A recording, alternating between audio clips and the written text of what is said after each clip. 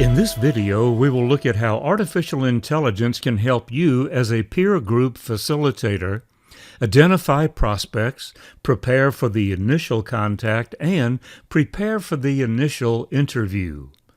We'll look at 5 steps you can use in a value-added sales approach that can overcome or eliminate the price objection. We'll also look at 3 outcomes and let you work through how you're going to manage each one of those. Artificial intelligence is here and it's ready to assist you. By the way, do you know what you don't know? Most of us don't. The objective here is to examine alternative approaches for recruiting new members.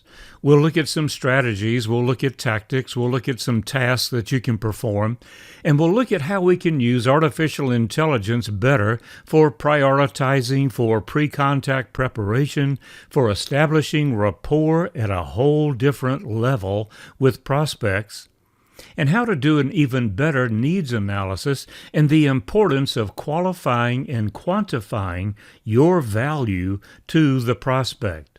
We'll be using X-selling to make this happen. I frequently hear people say, all you sales trainers say the same thing. And that's true for many sales trainers because they're simply doing the same techniques in a little different way. But I believe sales is a science. It's not an art. There are no born salespeople. If it's a science, then it must be measurable because all sciences are measurable and therefore are predictable and are automatable or replicable. And that's true of sales. It has evolved significantly over the last few years. Pre-pandemic, during the pandemic or the response to the pandemic, post-pandemic, recession-era selling, and now AI for sales. Sales is evolving rapidly, which means the buyers are evolving rapidly. There's greater buyer sophistication now than ever before. Therefore, greater sales professionalism is going to be needed because the professional buyer wants to deal with a professional salesperson. Post-pandemic selling in a recession, artificial intelligence for sales, these are all things that we need to understand, and Excelling embraces them all. So what is Excelling? Most buyers are better at buying than salespeople are at selling. That's been happening for some times, but it has accelerated post-pandemic, so that many buyers today are actually better at selling than salespeople are. I have watched buyers take control of the sales call and wind up selling the salesperson. X-selling is the next generation of value-added selling. It helps buyers sell themselves because that's the way buyers think today. When you and I go to a website like Amazon, who is the salesperson? We are. Who determines what the product is going to be? We do. Who does a feature-benefit analysis so that we can compare the various options? We do. If we choose one that costs more than the others, who does the cost justification? We do. Well, now B2B buyers are using that same mindset. It assumes that there's no such thing as a cold call. Buyers already know something about the salesperson and their organization and their offerings before the salesperson can ever show up. Buyer sophistication will continue to increase, and techniques will not work. Things like feel, felt, found, if I could, would you, those techniques will not work any longer. Excelling builds on professional selling principles. Professional buyers respond positively to sales professionals. They consider them to be an equal. Well, there are 5 principles behind a successful value-added sale. I've represented them by the letters in the word plush, P-L-U-S-H. Those are the 5 principles. The P is positioning. So the first thing you want to ask yourself is, how are you and your organization positioned with this prospective member? They already know something about you. They may know something about peer groups. They may already have a peer group experience. So how are you positioned already, and what will you do to take that positioning to the next level? Listening is a function of asking, so are you going to be able to ask strategic, informed questions? We're going to drill down on that in just a moment. What makes you different, and which of your differentiations do you think this prospective buyer might latch on to? Which one is most important to them, or which ones are most important to them? The prospective member is interested in having their problem solved. If you have to go in and ask them what the problems are, you're one step behind the excelling salesperson. They already know what the problems are likely to be and are already prepared to address those problems using their products and services. Helping means we do everything the customer asks and then some. So for the prospective buyer, what could you do to help them? Helping means giving selflessly, giving without expectation of compensation. And you will have opportunities to do that for every prospect you encounter, whether they sign up with you, delay signing up with you, or fail to sign up. Let's look at this even closer. There are 3 approaches we can take with any prospective buyer. One is commodity, assuming we have the lowest price and our product and service is just like everyone else's. There's a value-added approach where we show our difference and why that would be of greater value to them. And then there's excelling.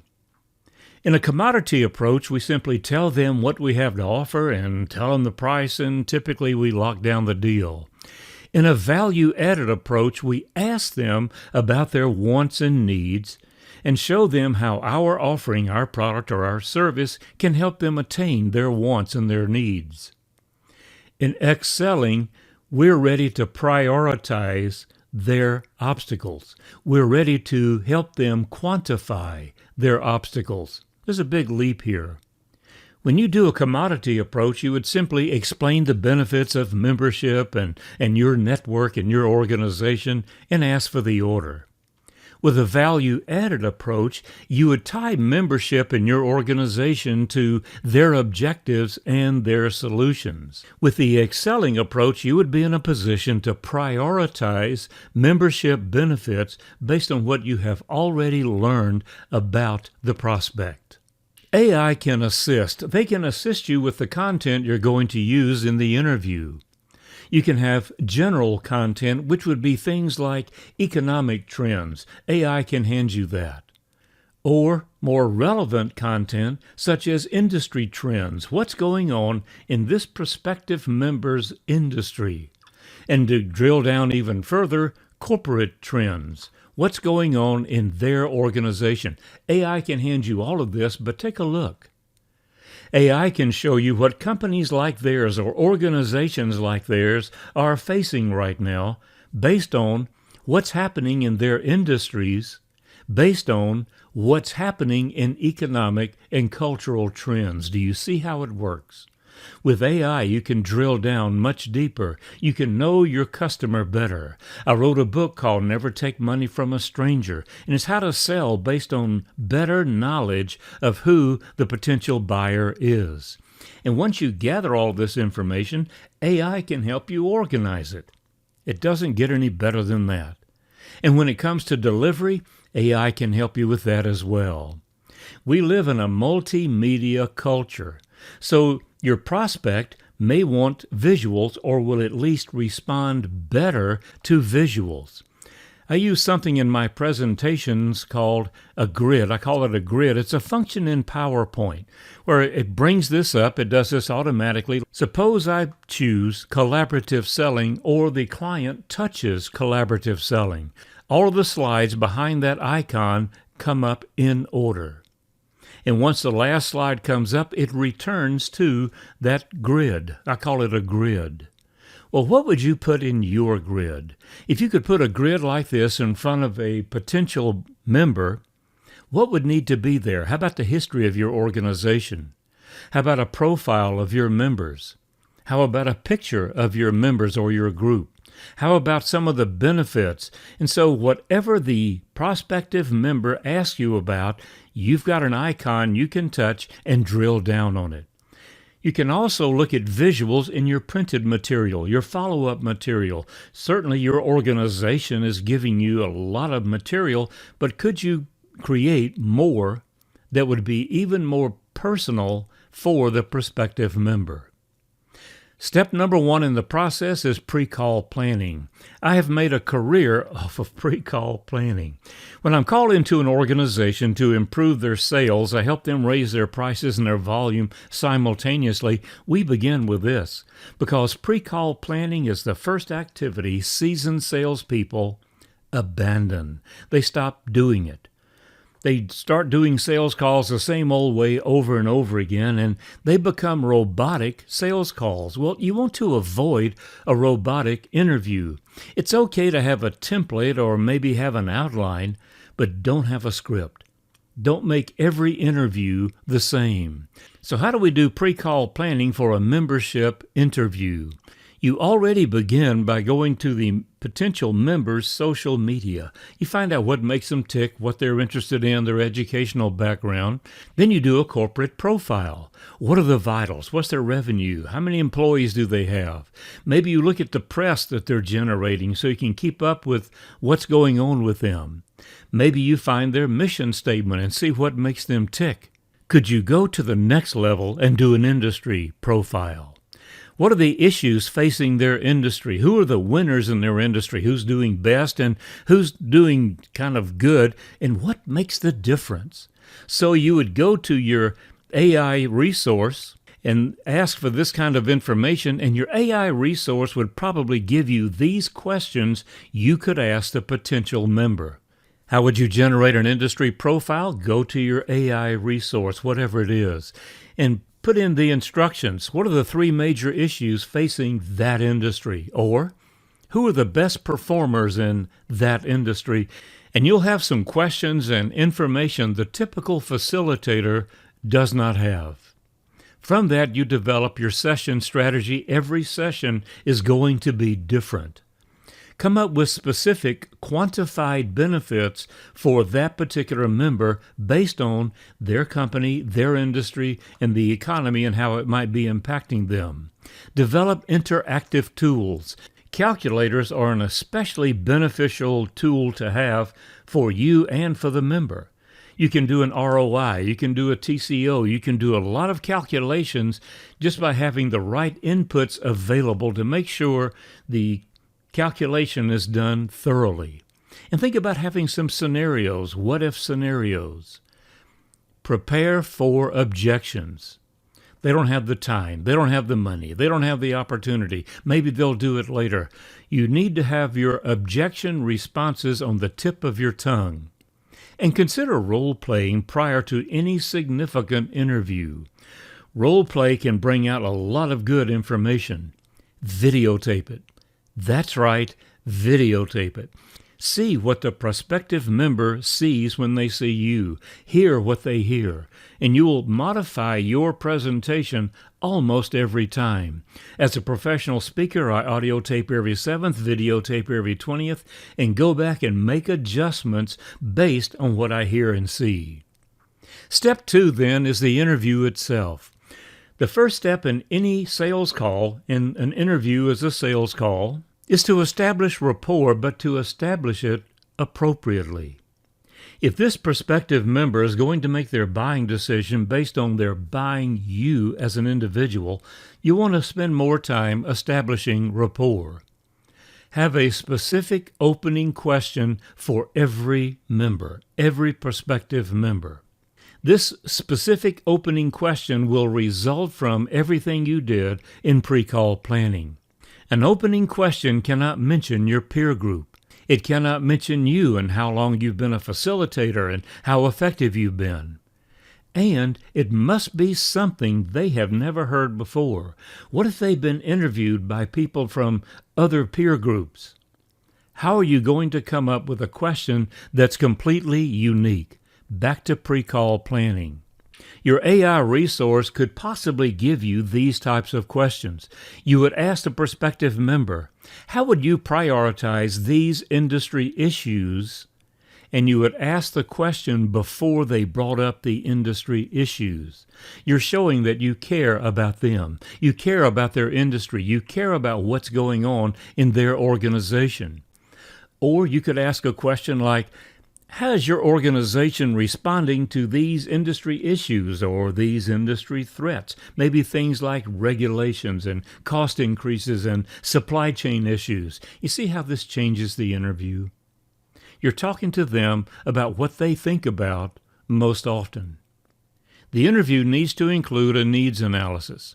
You're going to use varied questions, not statements, varied questions to gain information from them. What are their needs? What are their desires? There's two kinds of problems. One is something that's pulling them down. Another is one that's keeping them from going forward. That's what you want to know. Never ask a why question. Psychologically, we never ask why questions. That's covered in another video. Then you can qualify and quantify their responses. That too is covered in another video. From this, you can develop what-if scenarios when it's appropriate. It's not always appropriate to develop those, although quite often the person you're interviewing will bring up a scenario. Allow them to engage the visuals, especially calculators. We're looking at having them physically get involved in the interview. That's why I like the grid, because the interviewee can touch each of the icons that's important to them.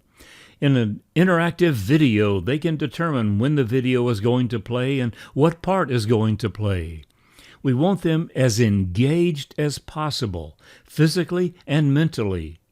Overcome objections with questions, not statements.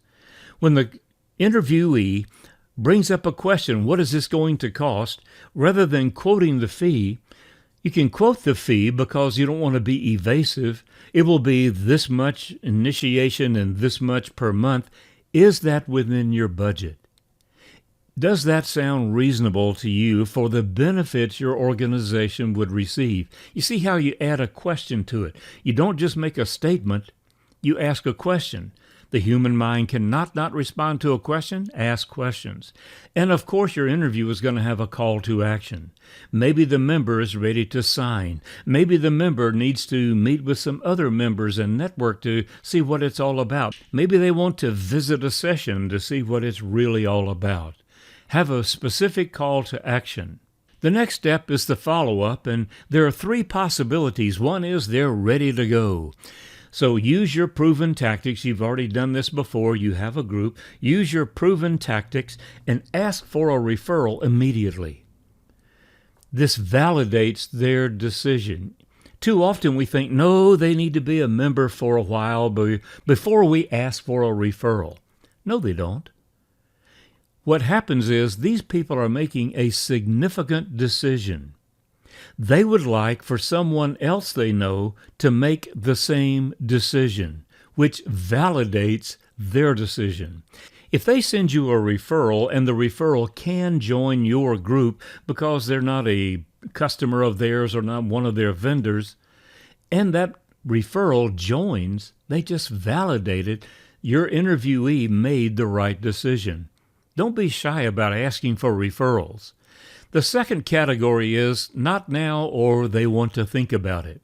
Immediately send them a thank you. You can also send a soft request for a referral. A soft referral is something like you, we're constantly looking for new members and new customers. Can you think of someone who might be interested in becoming a member of a group like this? Use 30-day spaced repetition. About every 30 days, remind the member that you're still interested and check their level of interest. Send them something of value. Again, AI can help. Go to your AI engine or AI resource and ask, what are 3 major changes that are happening in their industry? Or, how will the economy impact their industry? Are there new regulations that will impact their industry? And whatever you get back from artificial intelligence, you can use to contact the prospective member and let them know you're still interested in not only having them as a member, but in them as a member. Then there are those who will give you a flat no. Send an immediate thank you, possibly with content that you got from AI, similar to the content you would get for the reluctant member. You can also send a soft request for a referral if you think that's appropriate. And now prospects. Why is it difficult to get prospects for a peer group like yours? You have members who are thriving, members who are succeeding, members who are benefiting on a regular basis. They should be willing to give you referrals. Satisfied users are the best source of prospects, but members are reluctant to give you prospects because they don't want the person in their group. Competitors and vendors, of course, should not be in the same group, and in fact, many organizations forbid that. But they could join another group, couldn't they? Well, here's an idea.